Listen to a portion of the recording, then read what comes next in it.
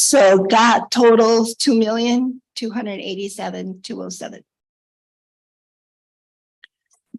So slide 12 shows all the fund balance together.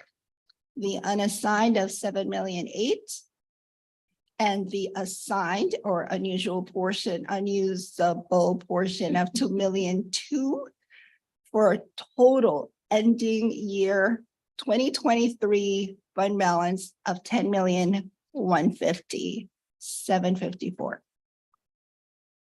Any questions?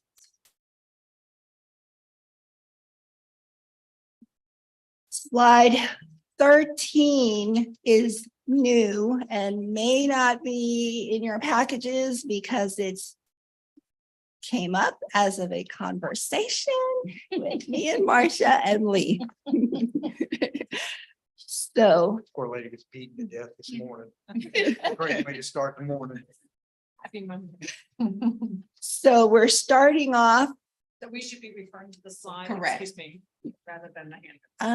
and that is, yes, 13, page 13.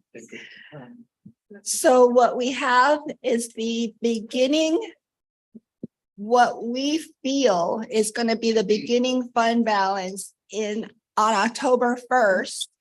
If you look at slide 12, 10,150,754, we're starting there for October 1st. We're going, I don't have. Yeah, this is new slide because Lee and those. because Lee visited us this morning. Did you, you can make copies. Yeah. We have copies of that. I mean, I have. Okay. So we're starting with the beginning balance, 10,150,000.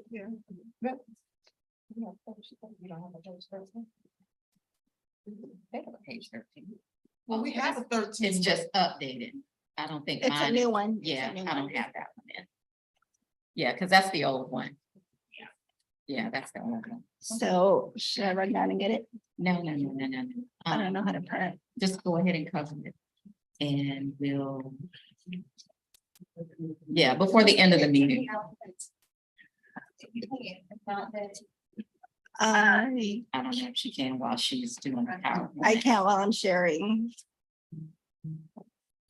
So we'll hand this out when I'm done I sharing. blame you because you should have told me. I will fully accept the blame and may I give a nice blame? No. Thank you. Hey, you know what? I can grade you. You can. But go ahead. That little button so you can see. The result, There you go. this is the result Thank you. of the conversation this morning, because I was going from the budget this year and trying to figure out where we were gonna be starting next year. And so I was switching back and forth, saying, okay, well, this is what's anticipated for next year. We got to take out this, we got to take out the appropriated reserves, the 2 months, the capital and all this to find out what we have to work with. What the ending fund balance was. So that is a result. This slide is a result of intermingling last year's budget and this year's budget so that we will know in the upcoming budget what we have kind of to spend.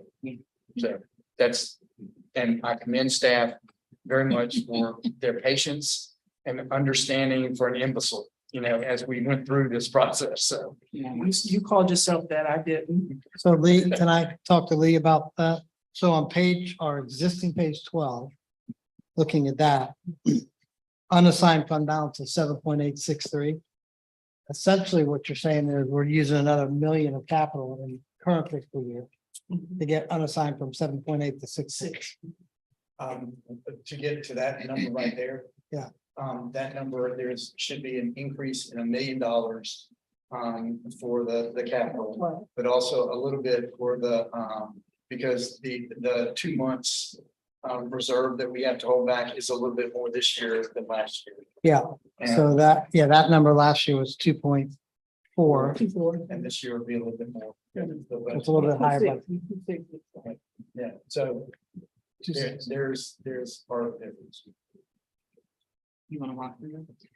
So do you need me to walk through it or you got it? Yeah, go ahead and walk through. We just had a 3-person conversation. Go ahead. So, the citizens and you can get, it just helps me, like, if I have a copy, because I keep these and if I could make notes, that's the only reason.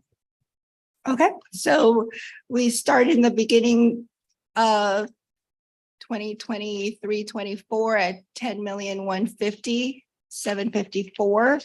We're gonna add ad valorem taxes for next year. Probable interest for next year. Special revenue funds, task force income, capital, additional capital of $1 million. For total income of 23-24 of 21,214,504.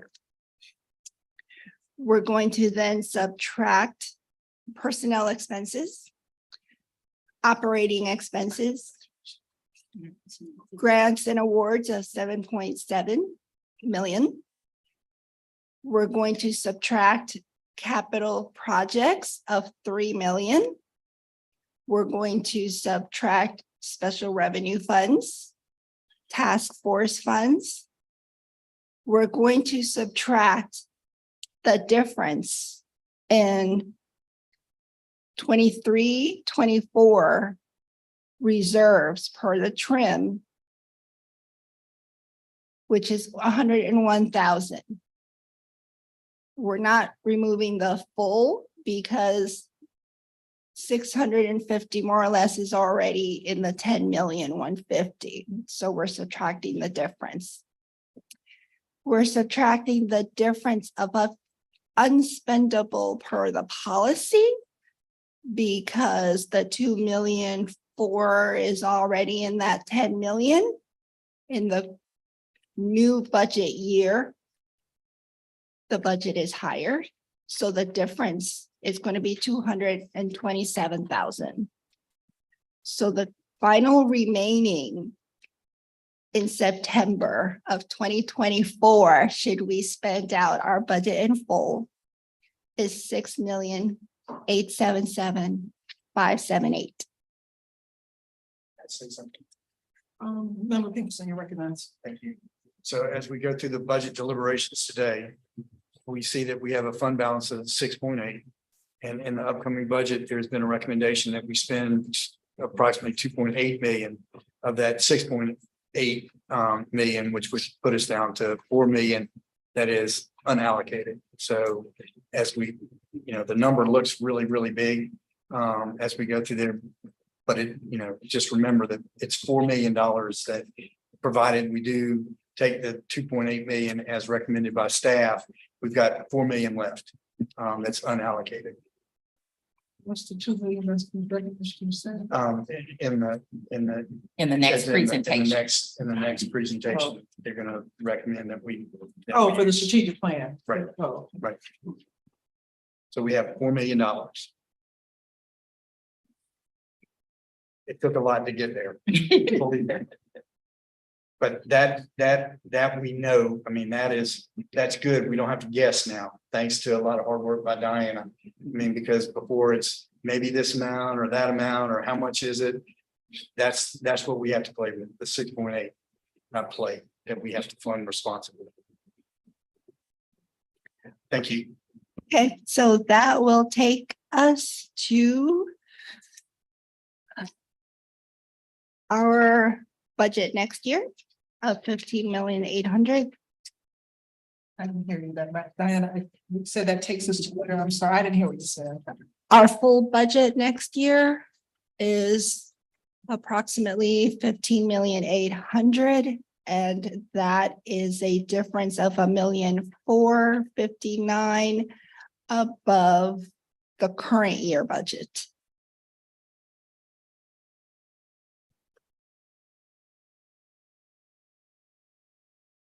Questions? Questions? So many. Okay.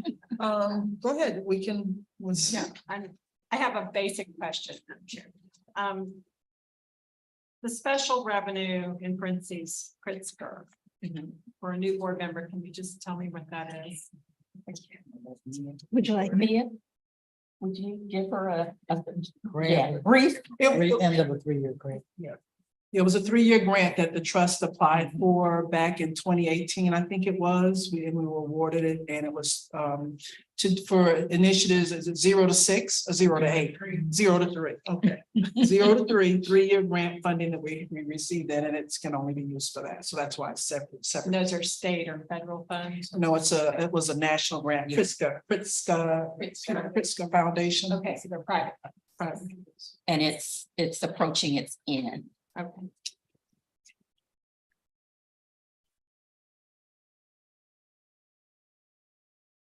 Don't have other good questions at this moment.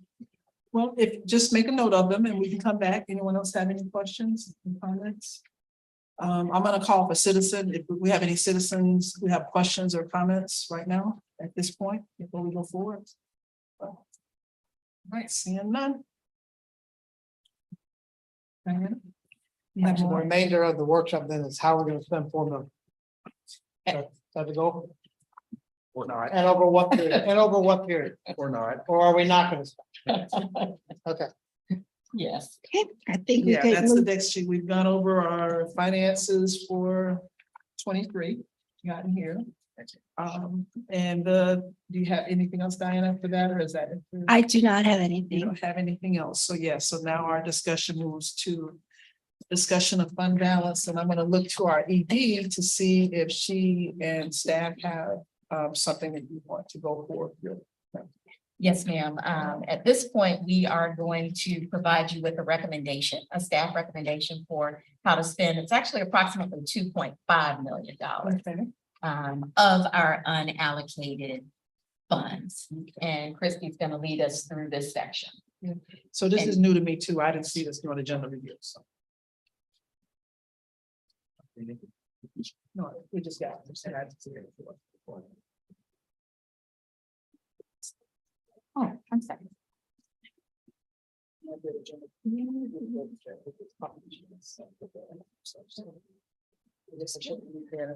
Still reading. I'm under.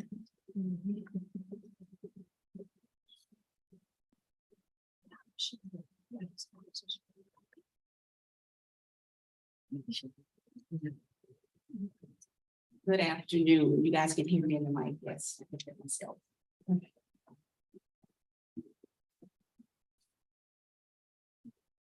So the next few presentation slides are specifically around the recommended 2.5 million, as well as the about $800,000 that is unallocated program dollars that have not been allocated yet. And so we will be going through each slide, providing you with some definition, some description of the program ideas and the recommendations that we're interested in making. Some of this is, again, approvals that the board has already made as it relates to 6-month funding and how we are phasing in the new initiatives from the strategic plan. So just keep that in mind as I try to go through and provide you guys with an update. So I want to start with taking us back to that approval. The board did approve the 6-month funding for all of our current year contracts.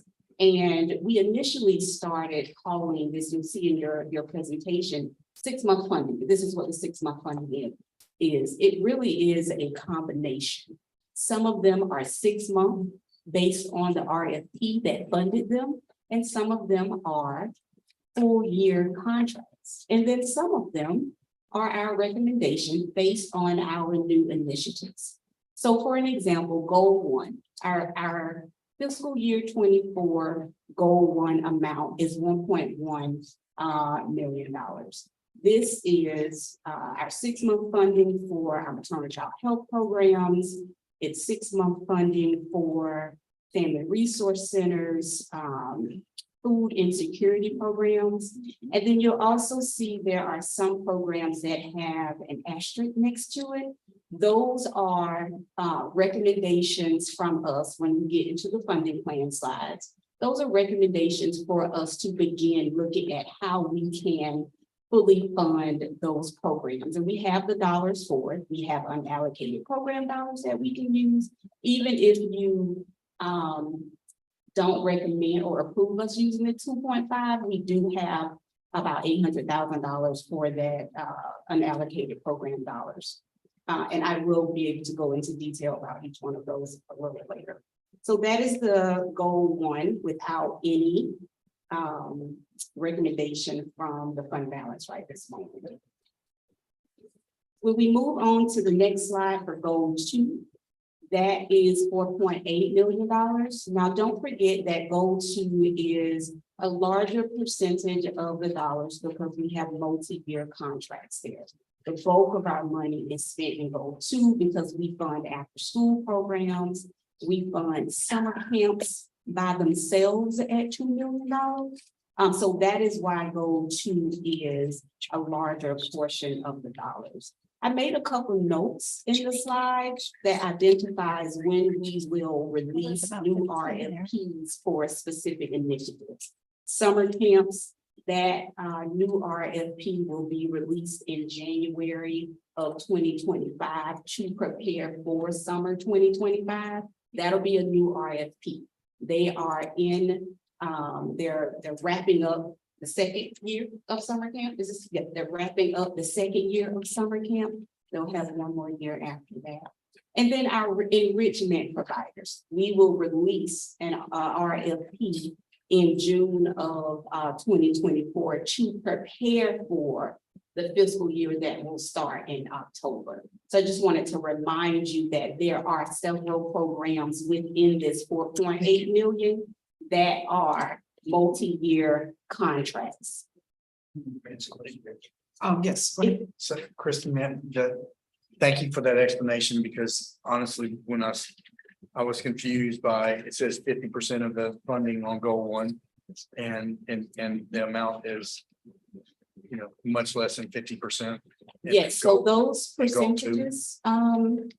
percentages were based on the strategic Right. plan without there being any recommendation for funding. But because we funded all of our current programs at 6 months, that pretty much did away with that percentage because we already at 6 months. So this year is just kind of a bridge. This funding year, 2024 is a funding year. So as we go through, we need to make sure all the providers know that this year is an anomaly. That's right. And it's going to be a whole new ballgame in 2025. That is, And that you're not assured of anything as we go through the process. yes, And we will, at that point, we will get closer to the 50%, 35%, and the 10%. that is correct. And we'll need to keep that in mind. I was just gonna interject that if you remember, we talked about phasing our strategic plan in. So we were beginning phase one, which is determining what we will end and what we are now going to start funding in phase one. But we knew that we would have some overlap, and that's what we're faced with right now. So in 2025, the percentages will start to look a Yes, little bit more like what the strategic plan was calling. Yes, that is correct. Thank you. You're welcome. Go to the next slide, that's goal 3. That is where what our funding allocation is for goal 3 currently, where, as Diana mentioned, the $500,000 for the youth mentoring RFP that closes this Thursday, as well as 2 other programs that we currently fund, Peaceful Paths and City of Gainesville Midnight Basketball summer programming. So let's move to our next slide. I'm not keeping up with my slide.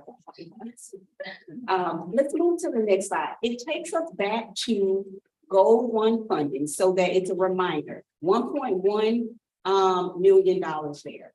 We are recommending that we increase goal 1 to $2.9 million by adding an additional $1.8 million to that goal.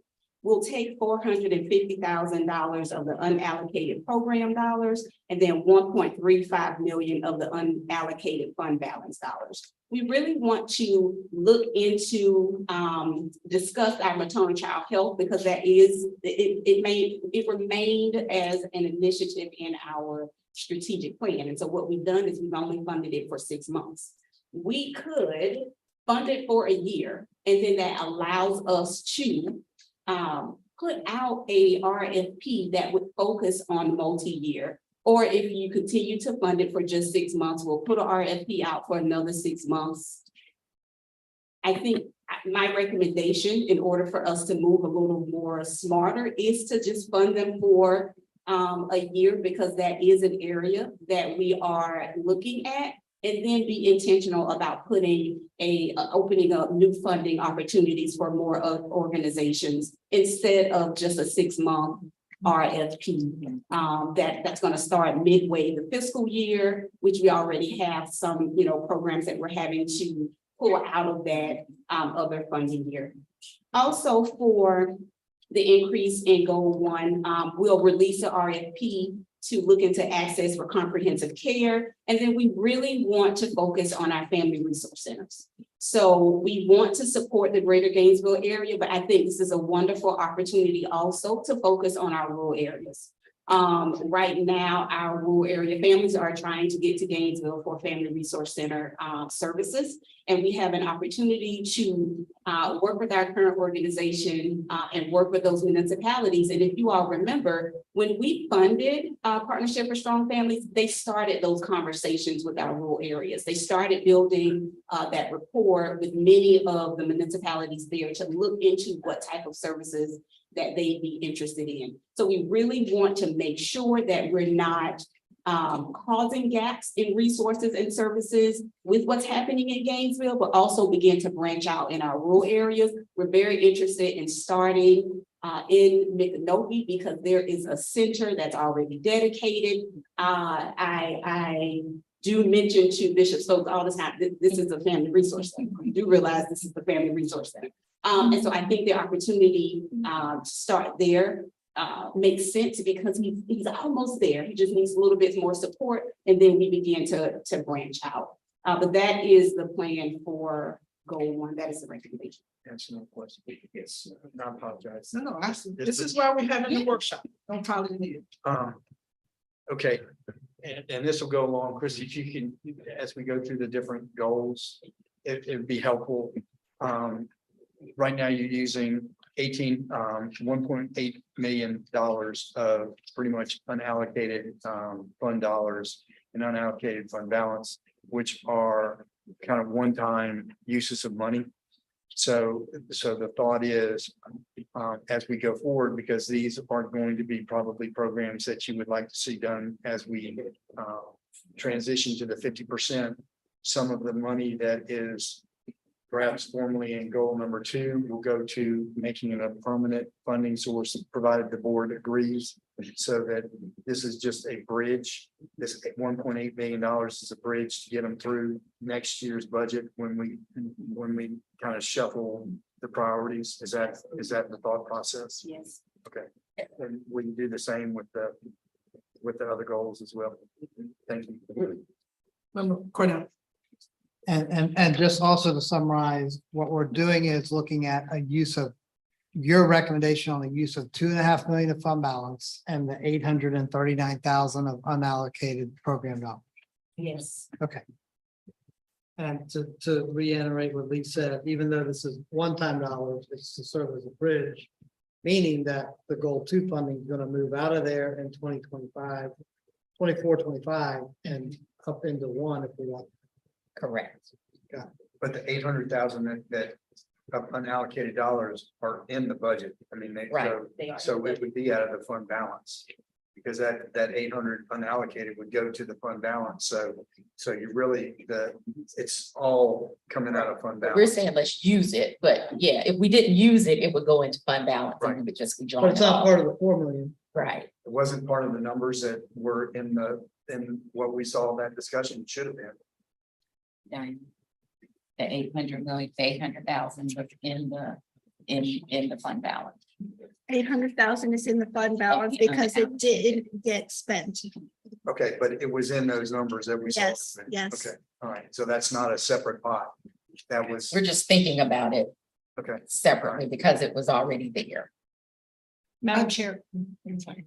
So Christie. it is part of the 4 million. Yes. I just want to clarify. So the maternal child health funding is an existing contract you're proposing, instead of 6 months, go to 12 months to match up to the next year. And then it's new RFP for the comprehensive care and family resource center. So would that be for 12 months? Yes, it would be for 12 months.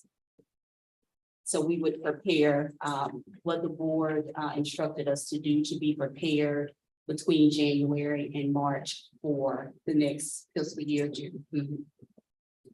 So it would be for a year. And the year would cross fiscal years, the Right. 12 months will cross fiscal years, but my question was gonna be is, what do you have like a calendar? Have you all like kind of charted this out to when the RFP would happen? So what we've done is we've given you an idea of kind of a flow chart, what we would work on first. If we're going to release RFPs, the goal is still to release them starting in January. That was always the original calendar timeframe, so that has not changed.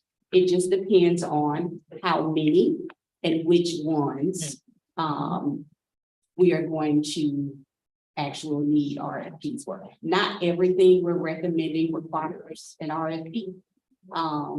And so it just kind of depends on what the final recommendations are. If we fully fund maternal child health for a year, that will not be an RFP. That won't be the first one, because we'll get those contracts out for the full year, look at access to comprehensive care, family resource centers, and then begin to take a look at a new RFP for maternal child health to prepare for that next fiscal year. Okay. And the other question I had, I see on here on the left, you've got some programs that are included in that, the home visiting and doula and things of that nature. I guess that's why I'm asking it. We're extending contracts out, increasing them out. Will there be an opportunity for other agencies possibly? It will not. That will eliminate just- other organizations. It will be, currently we fund our nurse, our newborn RN program. And we fund a position at a obstetrician's office to support them with services that they need. Through Pritzker, we are supporting doula programs and supporting the creating training opportunities for doula, but it would not fund any newer programs. The only way that we would be able to do that is if we release an RFP. So the newborn visiting, are those numbers, you all getting those? Are they the visits and their actual contact? So Is it increasing? they're getting visits. I think the concern is how many of those visits are women of color. And so when That was my we, next question. okay, when Mia wrote the Pritzker grant, it was to address that specific concern. We're partnering with Healthy Start so that the doulas that are being trained represent the community that the data shows where the need is. And so that is how we were addressing that specific concern, all while working with Healthy Start on messaging, getting information out there to the areas where the need is the greatest. And the concerns across the state, not just our newborn program, but sometimes Healthy Start in general. Being a former executive director for Healthy Start in Tallahassee, it's an ongoing issue. It's an issue with how it's represented in the medical office, based on that risk screening that everybody gets in that OB office and when their child is born. So it's a systems issue that we're trying to solve in our area also. So I guess that if it's a systems issue, and we're not reaching women and babies, then is that money well spent? That's, So- should we have another focus or another provider to try to reach that targeted population? I mean, we're investing a good bit and that contract is not a small amount. That's a large dollar amount. So So that's a very good point, and that's a discussion that you guys will need to make some final recommendations on. What we have done is we put that position in a high-risk OB office. where there are higher numbers of, women who are on Medicaid. Those women are provided those services. They're told about the nurse, program prior to, delivery, to increase those numbers. Our doulas, who are hired to represent the community that they're working with, they will also share that information, to them. And so that is where we are with making that recommendation. And so you don't have any data or any outcomes that you can share with us as a result of those changes that you've made? Do you have any information you can share on how the impact that those changes have made, if it's positive, if it's trending, ticking up, or is? We do collect the information. Do I have that for you right this moment? No, but we can provide that information with you all. If you like the next board meeting, the doula program, it just started. So they just are starting training. So that will not, we will not see an impact in the data for that. The other program has been about a year and a half, 2 years actually. So the Family partner position. okay, as part of the new one, the visiting nurse program, that family, you said that's only been 2 years that it's been in place. So we should be able to see some impact of that, because before that was. Sure. Yes, So, may I follow up? So the newborn is not seeing everybody? It Full is spectrum? designed, no, you are Yeah. correct. It is designed to see everyone. And it is being offered to lots of families. They are in both hospitals. They're during the week and the weekend. It is not a program specifically designed to see one target population. It is designed to see all women, all families who are bringing a new child into the world in Alachua County. But Chrissy, that's not what I'm hearing. No, that's not what you're hearing. What's being asked is, the data shows us that there's a specific target population that has an increased number of infant deaths that we're trying. and, yes, Okay. and maternal health issues. And so we're trying to make sure that this program is being offered to everyone, but most importantly, those that are seeing the most deaths as well. So that is what you are hearing, but this program is designed for every family in Alachua County. Well, I know what it was designed to do. So are we saying that there's not an equal distribution of all the different individuals in Alachua County, and what you're trying to do is get a subset of a group? So what I'm trying to figure out is whatever the different percentages of the population, is it not accurately reflected? And is there a certain segment, no matter what race, creed, or whatever, that has a higher percentage of at-risk pregnancy or births? So can I, before you, Christie? So. Trying to figure out what's going on. So I guess, so the concern that I had, Lee, was the number of infants, family visits. I think maybe, if I'm not mistaken, like 1,500, I think, was 1 year. And then I think it was like maybe 2,000 the next, if 2,000. And then COVID hit. And then, we weren't doing the type of. Right. And so it's like $300,000. And I was like, man, that's a lot to spend on, and yes, it's available to everybody, but if folks are not taking it in and taking advantage of it, we need to look at how we're deploying that. And if we're saying we're doing this because we're trying to cut down on infants that die shortly after birth and mothers who have health complications shortly after birth, we need to be targeting those. And so the women that are in question who are most at risk of having those issues are women of color. That's nationwide, not just here, right? But we're not seeing the number of, well, in the data that we received when the lady came and gave us an update, the board for 2 years, the numbers were very low. And I asked the question kind of like, is this an efficient use of our dollars? And if we're not impacting the people that we thought we would be impacting, do we need to redirect that or change the strategy? And so I hear that the strategy has been changed in the sense of us offering or funding a position in a high-risk office with the hope of increasing the number of African-American women, Hispanic women, women who are at high risk for having complications pre and postpartum. And I'm asking if we're Okay. seeing an uptick in, that's the discussion that we have, because initially we didn't have a lot of numbers when we were. And the number of children born in Alachua County, I think are 2,500 every year, Something like so that. around there. Well, it wasn't, I got my numbers wrong then. It wasn't 1,500 there, because we weren't seeing 75% of the infants that were born. It was a lower percentage. We are happy to next board meeting have a presentation on the data that we have collected.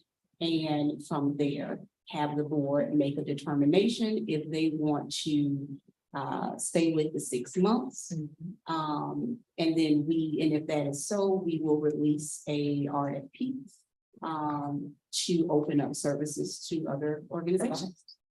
I mean, I'm not know who's a provider, but I don't know. I'm just thinking. But it goes back to our outcomes measurements that we've been talking about, and if they're not doing it, then we need to see how we can do better. And I wonder if, I think it's what Florida kind of oversees the whole program, if they do any follow-up with the people who decline. Like, I'd be interested, because it's such a great program, and there's been, I mean, I know they've told some stories of people who really, like, their lives were saved, because it's not just seeing the health of the baby and well-being of the baby, it's also looking at mom at home. And so I just would be curious to know the ones who decline it, the reason why, if they could do any follow-up survey with those. Right, we actually looked into that, and I believe they said they were not doing that. And then also we have met with some of our sister CSCs to determine how they were trying to figure that out. They released the RFP to an organization that would do that research for them, to which no one responded to the RFP. So that is the question across the state. How do we reach those that did decline the services to determine why they are declining the services? So Cheryl, this is what I was told. I asked a parent, a lady who just had a baby, why? And she said she did not want to invite someone into her space who would then use information that they collected against her to take her children. Yeah, and it's understanding who's behind, like what their Exactly. purpose is. And so I even said that when we had a lady come here, is the representation is really, really important. And there's a trust factor in that. Are they trying to recruit staff people that look like the folks they're trying to serve, that they're serving your target audience? Because there is trust in it. And what the new mother said to me, that is a real concern of folks. And research does show that a lot of times an African-American mother can present as being postpartum and having depression, and she gets blowed off or not, what she says is then used by child protective services to remove children from her versus her getting treatment for postpartum. And I couldn't argue with her for that. I was like, well, this is something our tax dollars are paying for. This is a program and we need y'all to use it. But she just was not like on board at all. I'm just wrong. Well, I think both points are well taken, and that some of the people that are not trustful are not trustful.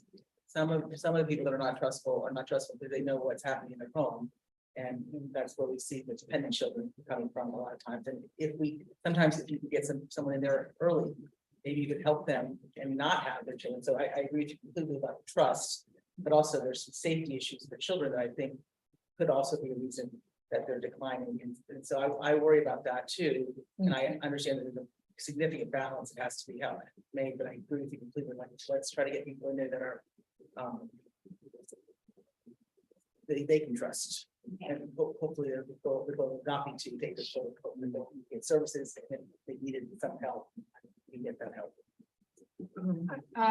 So I think I heard you've made a change, or the program's made a change with resource allocation or program delivery with the high risk OBGYN. And then I think I heard this isn't a uniquely Alachua County problem in terms of not enough participation by underrepresented or underserved families. Is there any way we can learn, if anybody's ahead of us in this program, what's worked that we could help inform any decisions here?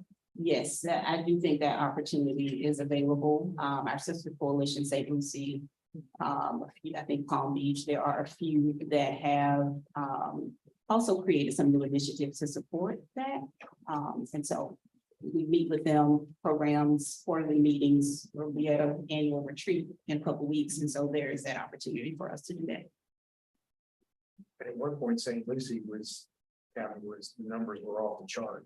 I believe, as far as the number of visits that they had. Yeah. I think it was St. Lucie.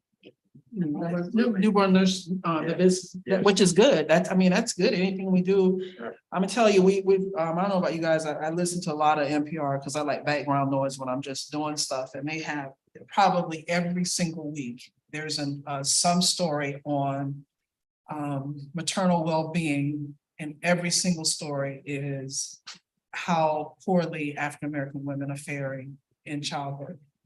Doesn't matter the income. I'm not talking about just low income people. I'm talking about it can very affluent women. I mean, one story, and there was a doctor, lady, she died. She was just ignored doing receiving care, and she died. This is like recent. And so a lot of it is not just trust with the child safety. A lot of it is just trust that, are you gonna really treat me like a human being and take my concerns of how I'm feeling in this process and deliver good health care to me? You know, I mean, that, and folks, I mean, it's really like scary. I'm thinking, man, I like squeak through the system here, but there's not a week that goes by that you can turn on NPR and not hear some story. I mean, and just last week, there was some story in Atlanta about a baby being decapitated. I just heard, during childbirth, because the mother and so there's just this mistrust sometimes of folks of the medical, community, because they've gotten subpar health care or subpar treatment when they present it with stuff that would normally, that is easily treatable and should not end up in them being the mother or the child dying. That's. So one of the reasons why we're extremely interested in creating doula services in Alachua County is because research is showing that this is what you do to address this specific issue. And so that's one of the reasons why the grant was written.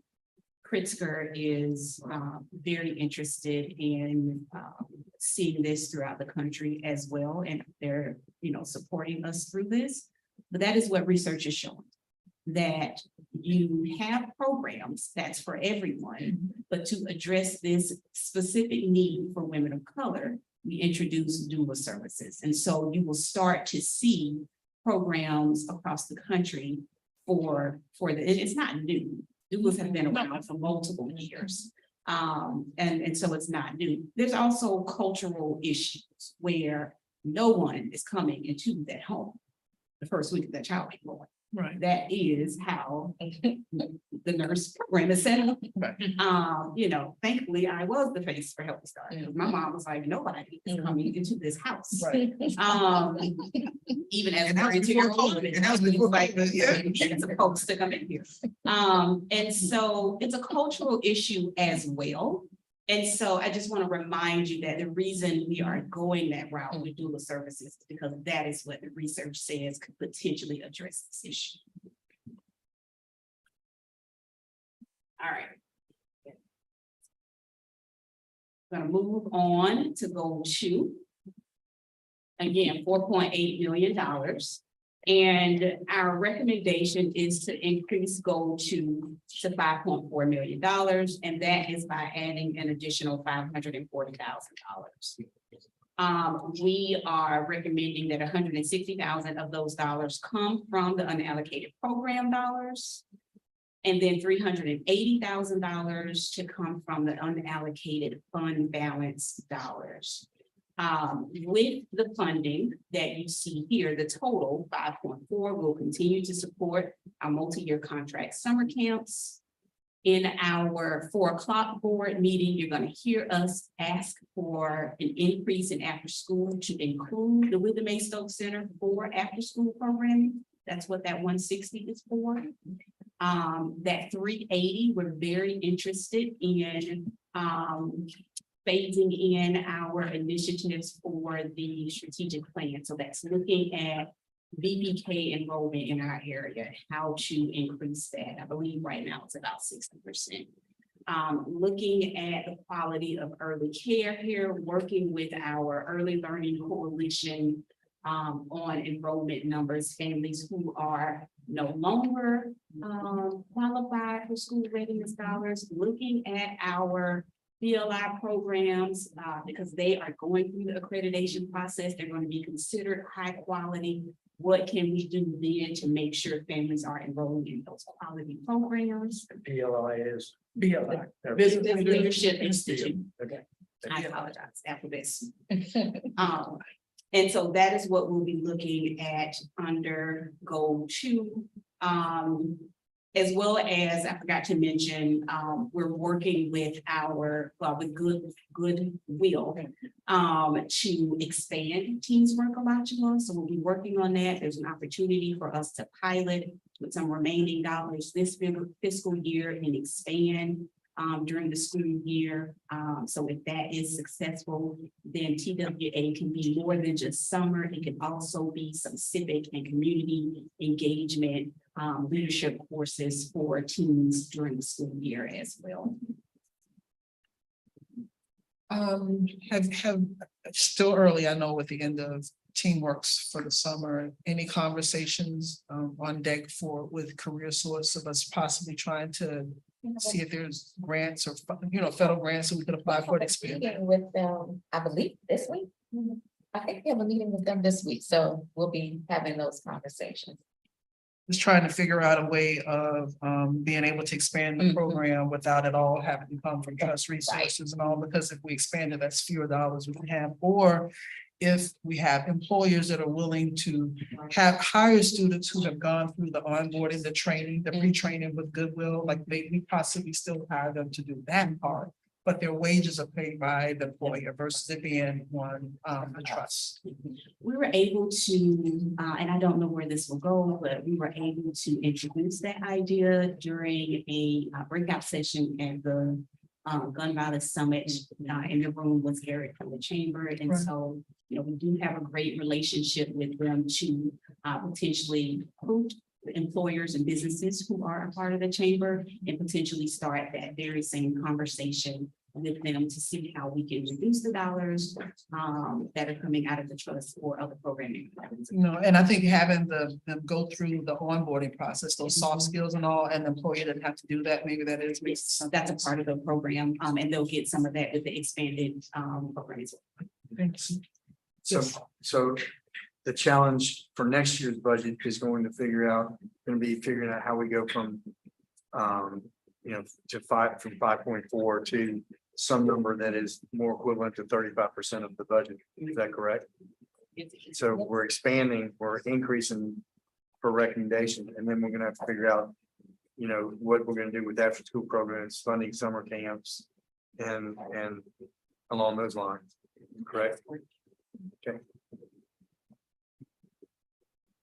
So what would be really important, again, will be the outcomes and measurements of everything, so that we can see, where the monies are best spent. So when we use, like, nothing against the summer camps, but did you have a good time? That's important. But is that where our best allocation of money is gonna be? Correct? That is correct. And we do share at the end of each contract for all the initiatives with you, all of the outcomes and that sort of thing. So again, it's gonna be imperative that we tell the people that are getting money, for next year, that they may not get it next year. It's going to, reduce either the number of programs that we fund, or it's going to reduce how we fund them. One of the things that we're starting to look at in the programs department, when we meet with our sister CSCs is, do you use the school readiness rate? Which is what, $21 per child type that, we are going to need to have a very difficult conversation, which we've been having every year. And that is, do we fund this based on, a per child count? Or are we also trying to support a program? Because whether a child is physically there that day or not, the staff are. And the staff are preparing, and so that it's going to be a tough conversation that will need to be had, Gosh, that sounds like a conversation about one time a week and 5 times a week. There you go. That's right. Absolutely. I think though, and we'll see the outcomes when they come, how much more attendance has improved. Hasn't improved. But I think, even though we've had a lot of gun violence, I don't think it was at the level that I was holding my breath that it could have been. By having kids. Had some scenarios, but I do think we had by keeping kids in spaces and programs that's some value to our community. I don't care what anybody says. Some value to the community. There's no question. There's no. Okay, we'll move on to goal 3. And if you hadn't noticed, they are all the slides are based on our new goals. We no longer have 4 goals, we have 3. And so goal 3 currently $539,000. We're recommending that we increase goal 3 to $1 million by adding about $460,000. All of that coming from unallocated fund balance to work to create and or support existing youth advisory councils so that we can work with them and find out more about what it is they'd like to see in the community, what type of services they're interested in, what are some of their direct needs, as well as partnering with our municipalities to offer sports scholarships, working with the Youth Safety Task Force, and then continuing to work with the opioid task force.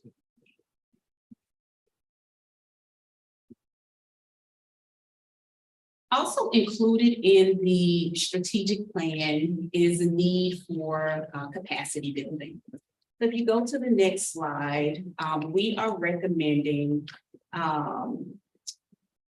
initiatives that build capacity and offer mini grants for a total of $400,000. We are that would be $250,000 of unallocated program dollars and $150,000 of unallocated fund balance. And that would be to support the Center for Nonprofit Excellence to start an actual organization that would have a full-time staff person to work directly with our organizations that are working with youth and their families.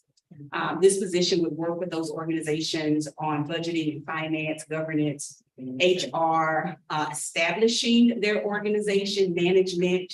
It includes an initiative called My Sidewalk, which looks at Alachua County indicators at a 3-year commitment. This is where a lot of our training can come from. This is where our organizations can get support for our RFPs. This is where, and it currently falls under the Center for Nonprofit or the Community Foundation. Excuse me. It currently falls under the Community Foundation. And right now they offer, or organizations pay into a membership and they offer trainings here and there. This will open up and make it more reasonable for specifically our grassroots organizations that need that additional support. We're also within this $400,000 looking to enhance our youth development capacity building collaborative, where we can provide those actual training for the youth that are enrolled in our program. Dr. Hart has talked a lot about meta programming. This is where that would fall. It's in our RFP to allow individuals that we contract with into those organizations to discuss specific topics. As well as inviting our youth providers. And we even talked about expanding to those that we don't fund, just youth development training, how to work with youth, how to, de-escalate situations, so on and so forth. And then the board expressed an interest in allocating some dollars for mini grants. There are times where a funder or a program is not funded, they're just not quite there yet. And this might be an opportunity to award them $10,000 to $15,000 to get them up and running and prepared for the next opportunity to apply for dollars. And so that is the recommendation for the $400,000. So the 150 is gonna seed money. The 250 is extended commitment. Right. From fund balance, yes. Or no, 200, I'm sorry. You said 250 is unallocated No. 200 and I have here Unallocated program dollars. $250,000 from unallocated program But dollars. that is fund balance, just because it's getting confused, it can get, reading that, it can be confusing. It's unallocated fund balance because that 250 goes into fund balance. It's not a separate category. 200, so Diana, correct me if I'm wrong. We have $800,000 that is currently in the budget for programs that is unspent. Correct. And so I am utilizing the dollars that are already a part of that 7 million for grants and aid. Correct. I'm just allocating that. So But it went carried forward because it's part of the 1.6 that we didn't spend that went towards fund balance. So it's. You're both right. It is unallocated, but it went and carried forward, so. At September 30th, it will go forward into fund balance. Right. Right. But- So using that numbers, It would be for next year. yes, and yes. Okay. Yes. Okay.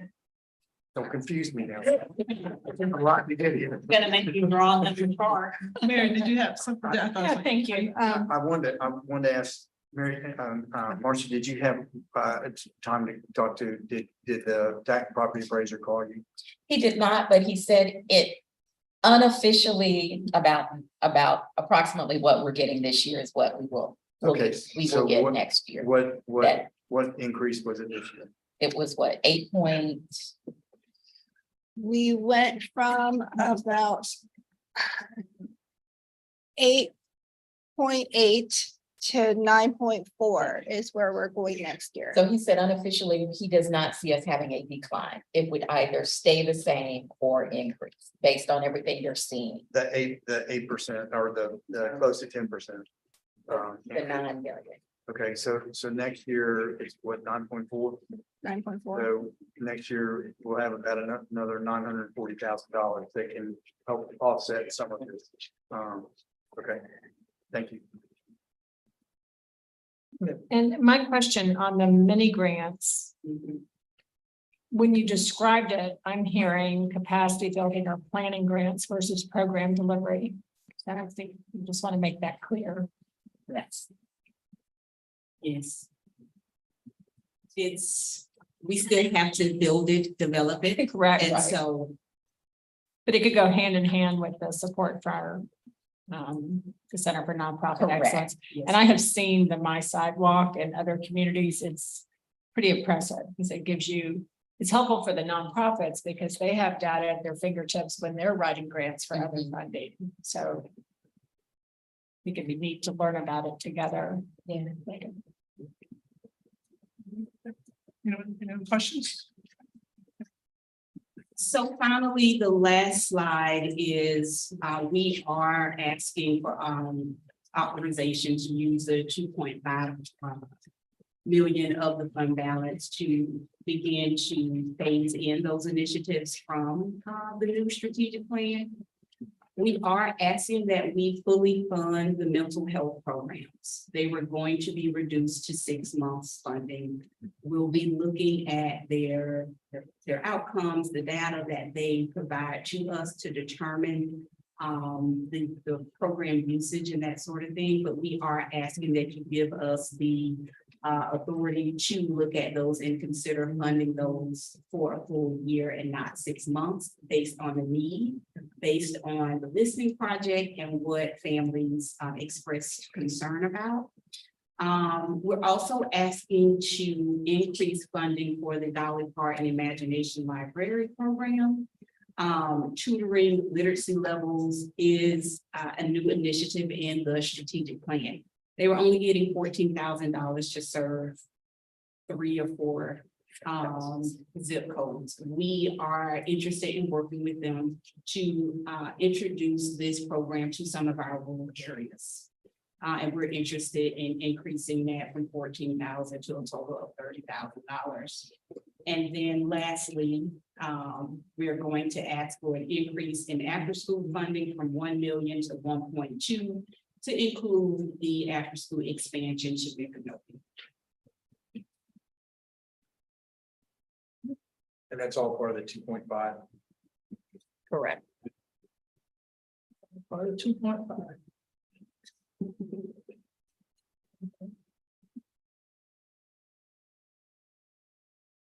So,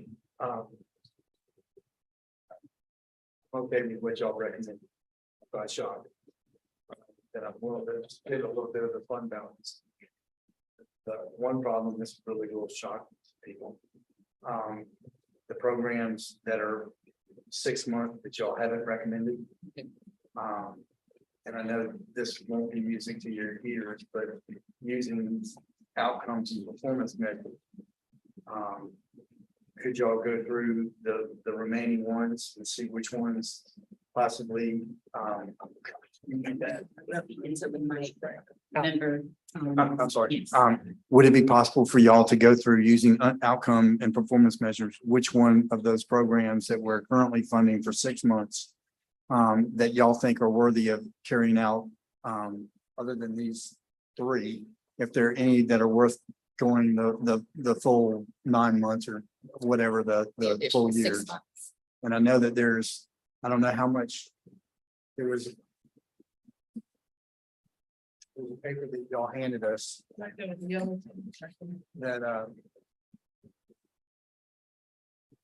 not that one. This-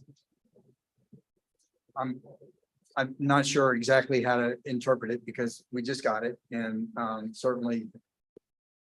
That's no reflection on anybody who gave it. But there's some things here, the social, emotional, the mentoring and character building, the emergent funds and the community engagement.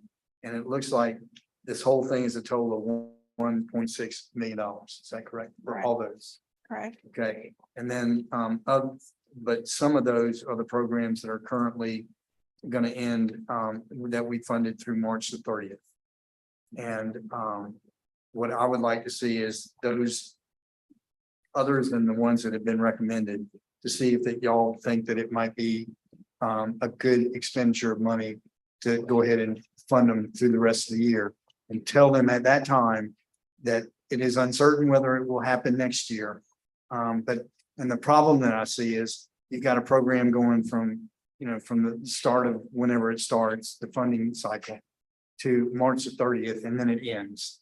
It's not so you've got some people that are, they could be adversely affected. So So, let me make sure I understand what you're saying. So in June, correct me if I'm wrong, that's when you all agreed to give in this past June. That's when we agreed that we would give anyone on an annual contract. We would go ahead and renew them through the end of March. correct, So they've been put on notice already right. that potentially their funding could end from the trust. If he's saying extended for 6 more months. Is what So that's you're- what I'm understanding. Okay, take for instance, you've got the weekend backpack program. Mhm. Okay, and that's kind of coordinated with the school system. Okay, so as I understand it, and so what happened after March the 30th, they've still got school till the end of May, Right. so it ends, and so it could really, I see that it could potentially help some families. So something like that might be worth continuing on through the funding cycle. So if I may, Please, how would you So like? You can- speak up a little. Oh, Chrissy, you can talk me out of spending money. Don't talk about it, right? But we just go straight. We want you to be willing to spend. We just getting Well, ready. my question is, how would you like us to approach this? Because we have a new strategic plan.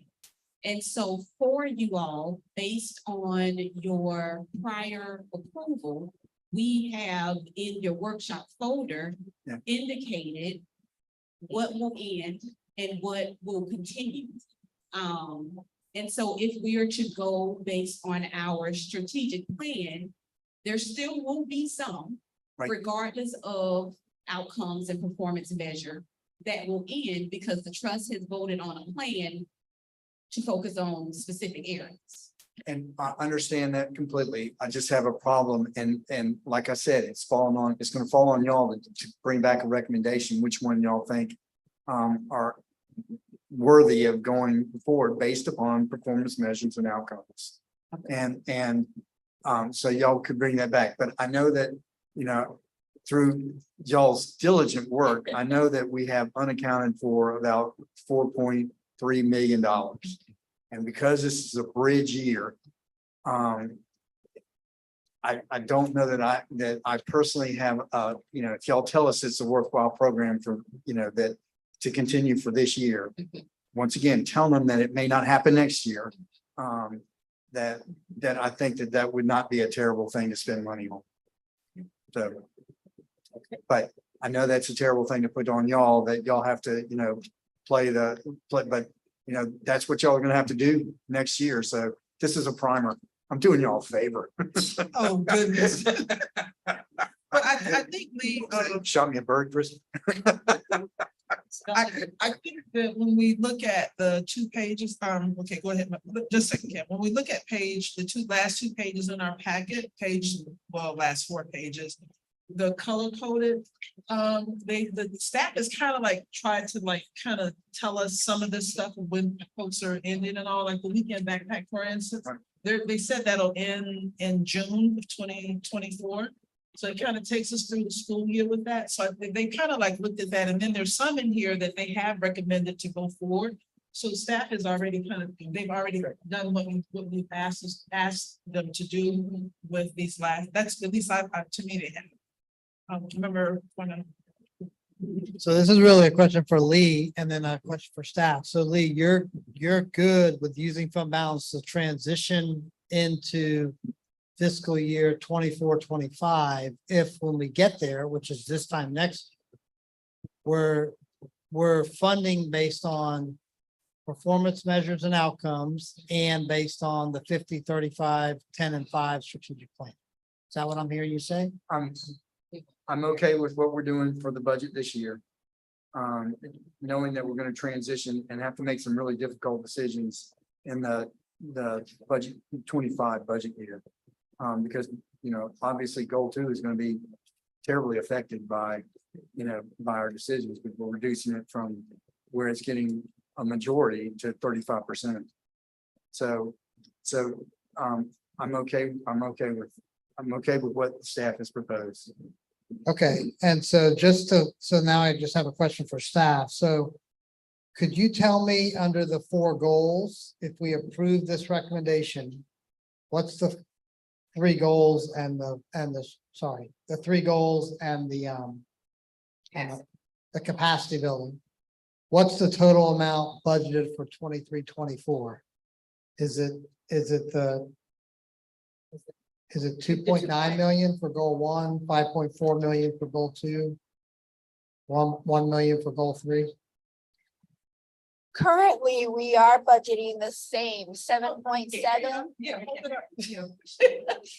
7.7 is what's being budgeted, is what's in the budget for next fiscal year.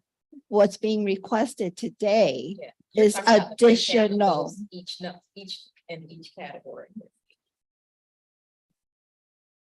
I don't know if I'm answering your question correctly, because I'm not sure I understood it, but what I think I just heard, Executive Director Kiner say is you're asking for each pot of money, programs, and then an allocated fund balance, what's coming out of those? No, right now, our goal 1 Right. in the $7.7 million number. That is the tentative budget for 23-24, which is page 13. Under goal 1,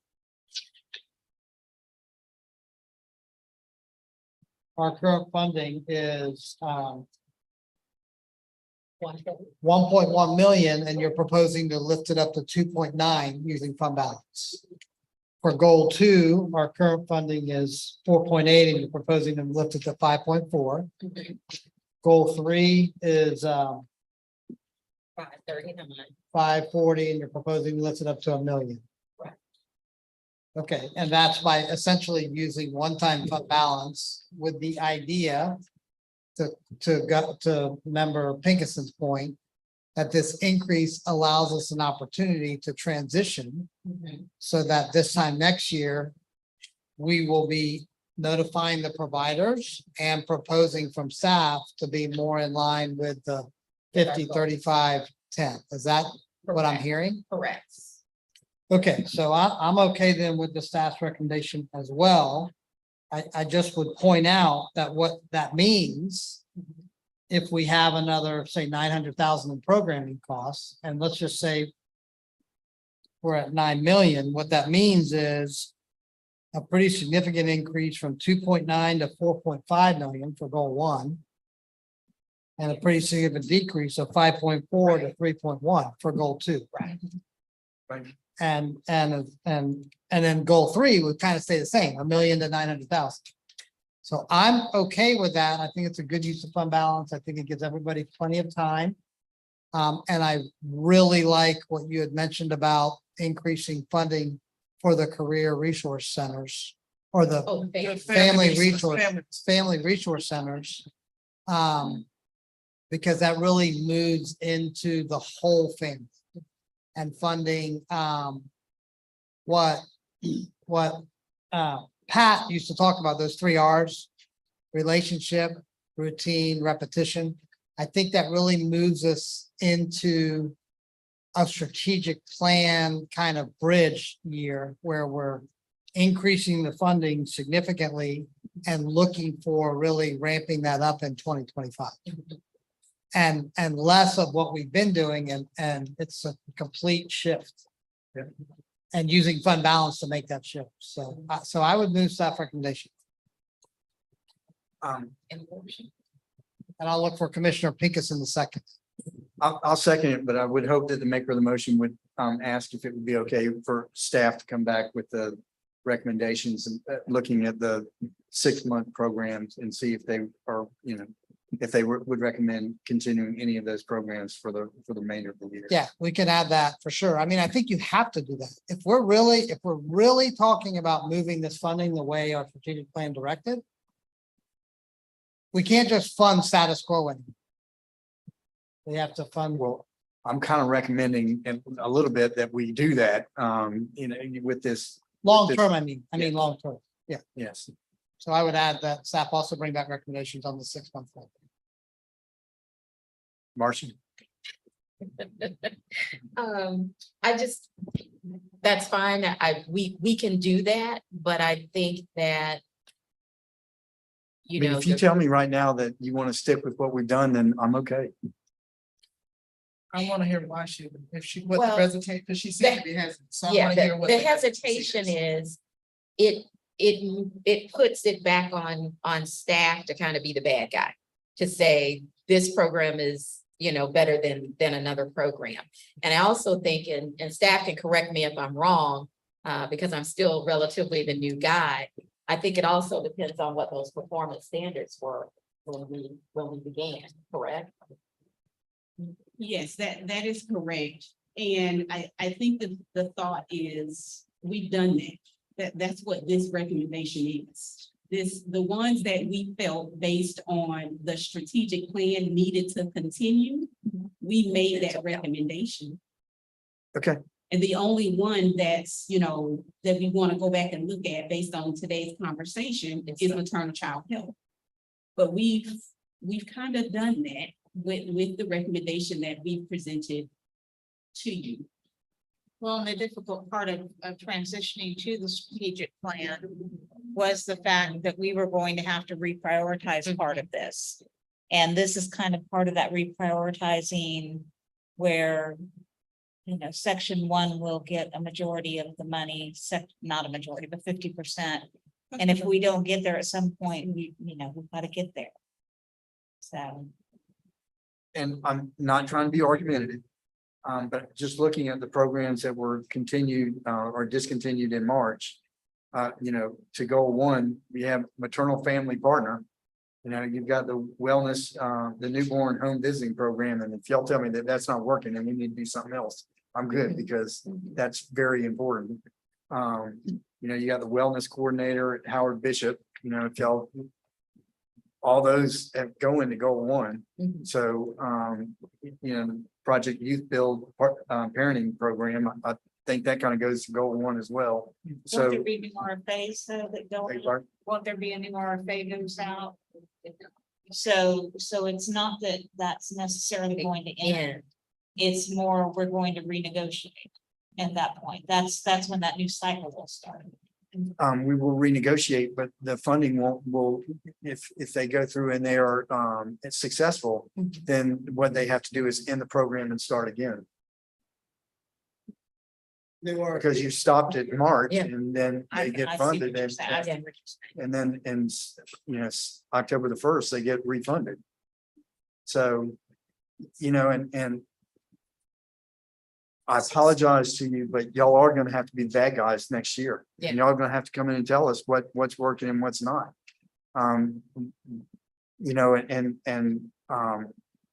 know that that's a bear, and it's tough, but we have to make we make the decisions based upon the information that y'all give us. And we're not out there having the one-on-ones with the programs to see whether or not they're doing what they're supposed to be doing. So, anyway, Okay, If- we can go back, we if can if look you at want, it and if you bring it want me back. to withdraw that portion of the motion, I'll be happy to, but it seems like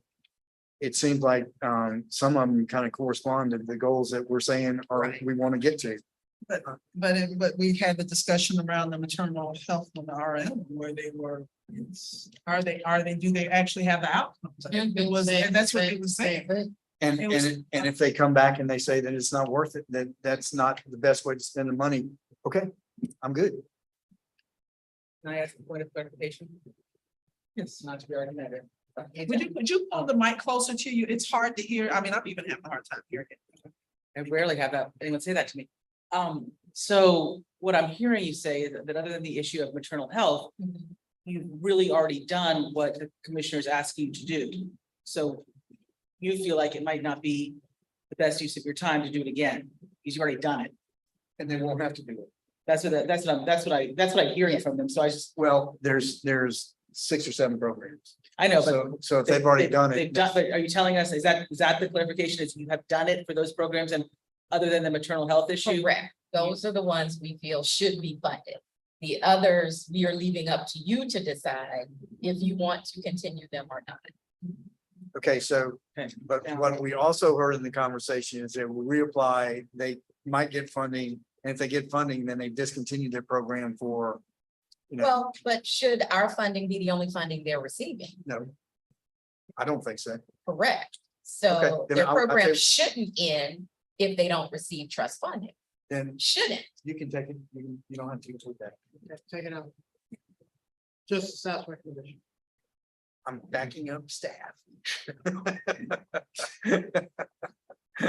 Second emotion, Vance. I did. All right, so, is there any public input before we go to the board? Any citizen input? Wow. Well, please come, state your name. You'll have 3 minutes with the board, speaking to the mic. My name is Hart Phoenix. I'm with the River Phoenix Center for Peace Building. Hello, everybody. Hi. So I just am like a normal person, a person that just lives in the community and does some wonderful things like so many other people. And I'm just wondering where, you're fairly familiar with what we do. I was hoping to find a slot today. Is there an entry point for our organization? We do conflict resolution, we do peace youth dialogues, we do training of staff for nonprofit organizations. We do it at UN, major departments, how to communicate with one another, how to be trauma responsive, not only informed but responsive, how to have dialogues and introduce kindness into the equation. And everywhere I heard, I was expecting to hear something around that, and particularly the gun violence issue right now that is so important, which whether it leads to gun violence or not, it's still many, many disturbed youth. So is there an entry point for me, or do I need to just stop coming to meetings and just stand on the streets with a dish? No. And So, yeah, Madam Chair, is that okay? Yes, ma'am. First of all, thank you for being here. Thank you for coming up and asking the question. There is most definitely a place for you. Today was our opportunity to share with the board kind of a big picture of where we want to go. We will be coming back to them with specifics, but certainly I think you would fall right in line with the gun violence area initiatives, whatever they may be. We aren't there yet specifically to discuss what they're going to be. And then you just hit the nail on the head talking about the trainings. We have a whole pot of money that we set aside just for trainings for nonprofits. So most definitely there's a role for And you. will they be going through this new agency? Coming from Well, the community through foundation, then to through the new one, and then that will be coming through. Right, that. and we're gonna have to work out all of the Good. details, certainly, but yes, that's kind of the place where we're looking to do a lot of the trainings that we know are needed here in the community for nonprofits and others. Excellent, thank you so much. Yes, And also, I'd like to add, is under goal 3 of the community convener participant, they organizations that were listed in River Phoenix was up under one of those conveners. I mean, I guess those are examples of people that they Correct. thought would be. So there is the services and what River Phoenix provides in our community. Staff has recommended it, or they say you would fit up under goal 3. And there is a pot of money there. Thank you again. Yeah, and I would argue part of goal 1, they could probably. call it. potentially, yeah. Yeah. Oh, Karen, so.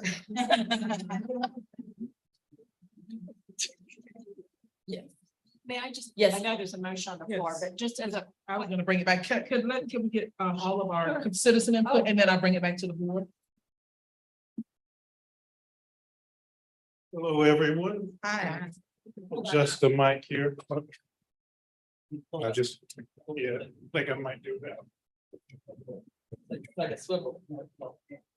What about now? Everybody hear me? Yeah, that works good. We didn't know when the appropriate time necessarily to come up was, but thank you. We've been talking with Christy on the program and wanted to talk about some things that we're bringing to the Gainesville area. I'm Marcus, my wife Jamonica, and we are bringing a business called Gainesville Sensory Station. And so as y'all are deliberating about the funds here, I'm a financial advisor by trade, been doing that 17 years. So, speaking my language here. My wife is was in healthcare administration, but was going full-time into this to launch it. And more about what we've done in our past is really about our youngest son, 6 years old. He's been diagnosed with special needs, still a little difficult for me to talk about. But going through the process and seeing, number one,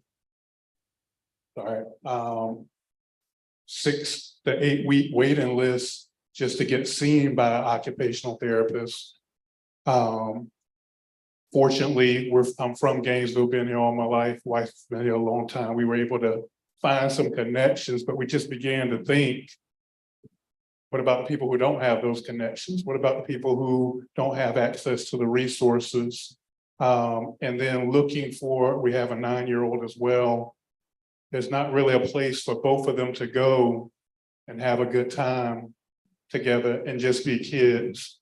And so from that, that's really where this idea, mainly of my wife, has been spawned to have an inclusive indoor play space for children on the spectrum, but off of the spectrum as well, where they can all together play and be kids. And we'll have equipment there that is therapeutic, but it'll be a non-clinical environment to really help and share the vision, which is having a hub of resource, much like y'all were talking here, getting into the community. We're fortunate being from here for a long time.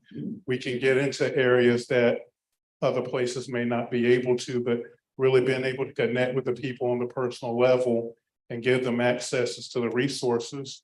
How we found about Children's Trust was going to the Disability Expo.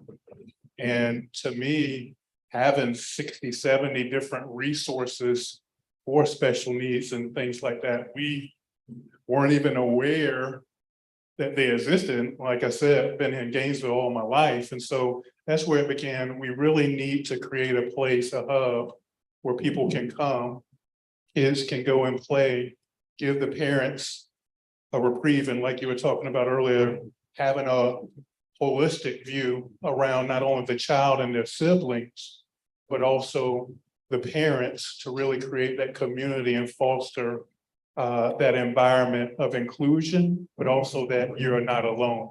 And it goes back to our children. We just saw, as we begin talking and learning, we saw so many people in our same situation that are struggling with this. So we've partnered with the YMCA, Employ-U, the Center for Autism and Related Diseases, or CARD,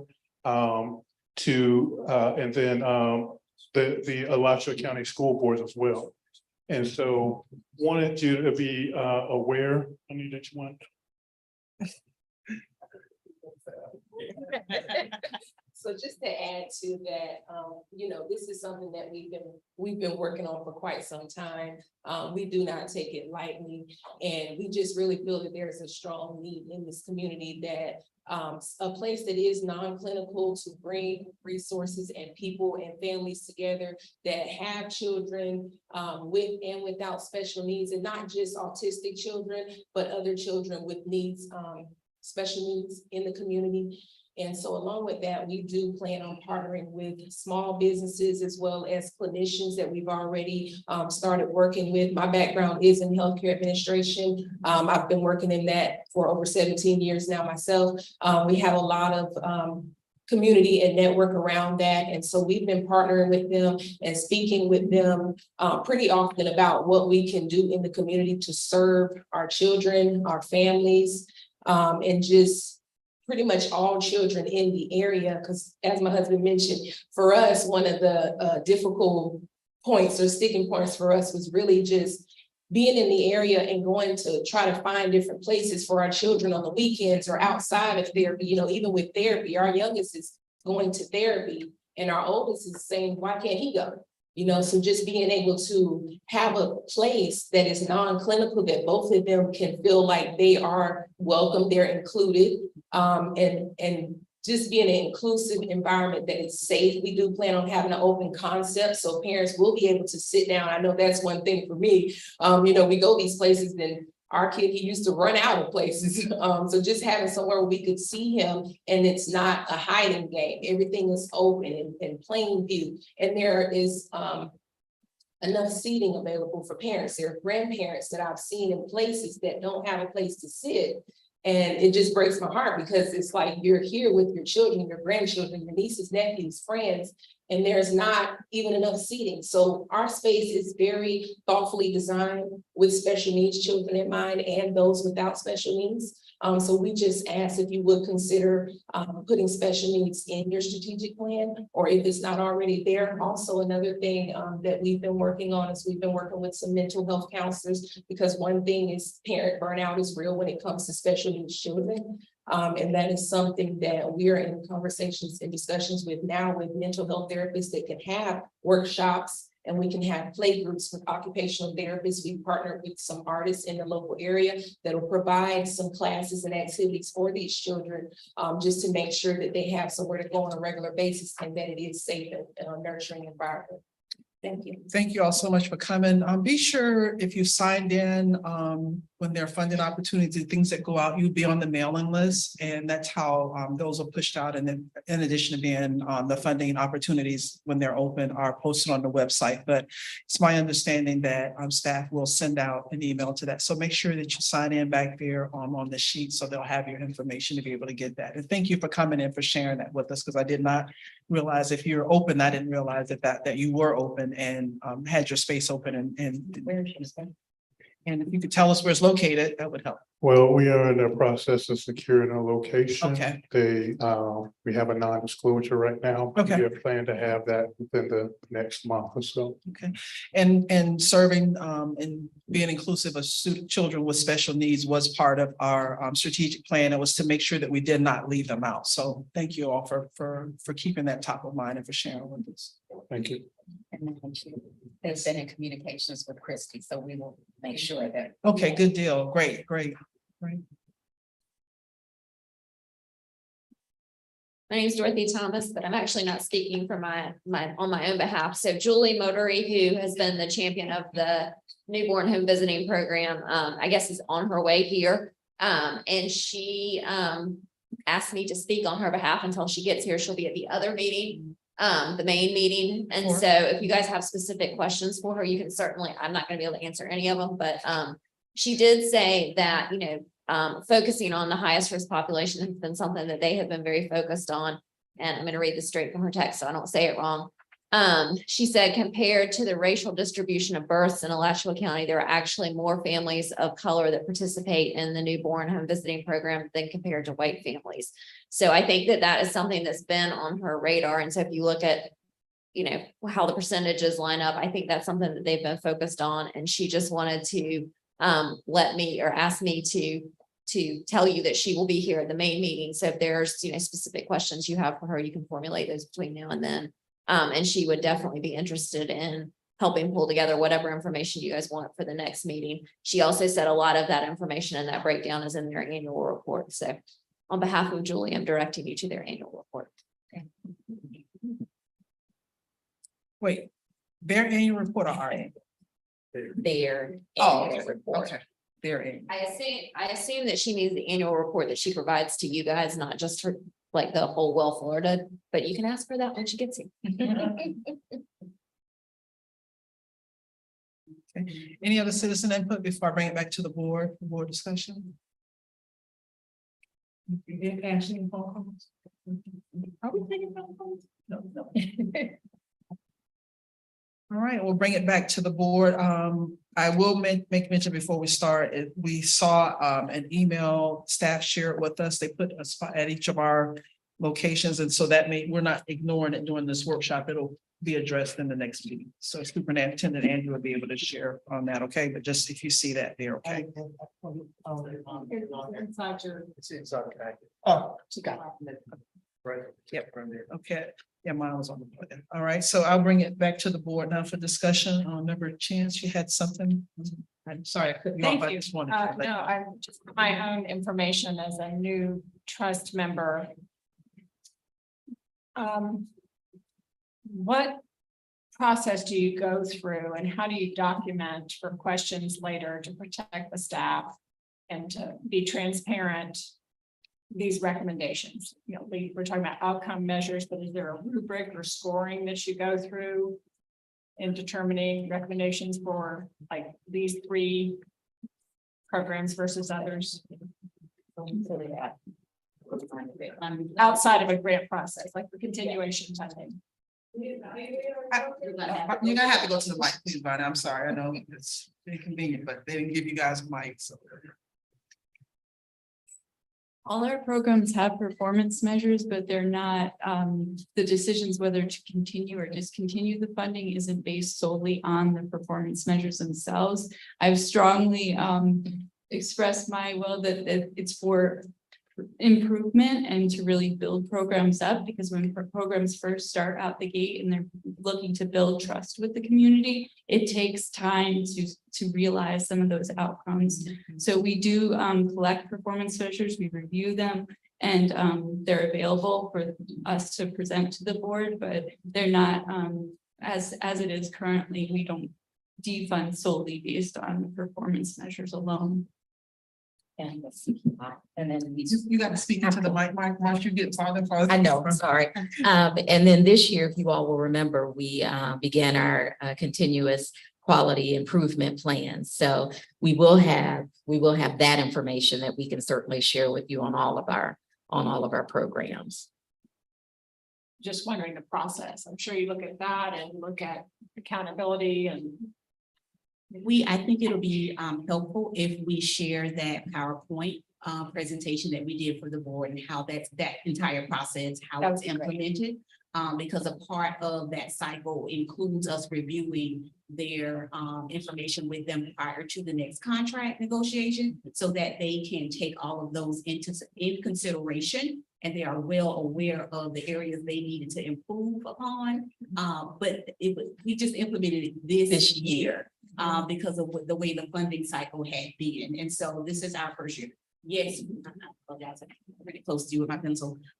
Yes, we don't necessarily use them to determine if we're gonna cut funding. We had to do that most recently, as you'll see in your board packet for the 4 o'clock meeting. We try to use it as an opportunity to help them build. Many of them are small grassroots, but with CQI, we started to implement that, and in that cycle, right before the next contract negotiation, we're able to take that information back to them so that they can make those improvements. And by the time that grant rolls around, that is when we're making that recommendation to the board that we need to discontinue funding or not. But it's brand new. We just introduced it to the board right before you started, actually, maybe a couple months. So I think your question, really the answer is this is a first.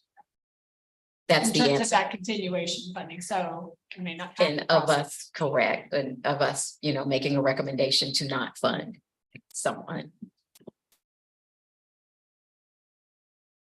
Any other board discussion on uses of fund balance and the staff recommendation? Cheryl? Member Pinkerton? Good. Did I ask you no? I'm still coming to you. I want to hear from all of my comments. Judge Farrar? Member Cornell? Okay, all right, so we have had citizen input, we've had a little bit of board discussion along the way, and we have a motion on the floor to move forward with staff recommendation. Are we ready to vote? All in favor of moving, directing staff to go forward with their recommendation to use fund balance as outlined in the presentation we just went through? Aye. Aye. Opposed? All right, so there you got it. Y'all have what you need. You have any questions or direction from us? This is a workshop. We really need to work. We really need to vote on that. Looking at Bob. That's right, you shouldn't. Yeah, we really, we're not supposed to vote on that. I just realized. Okay.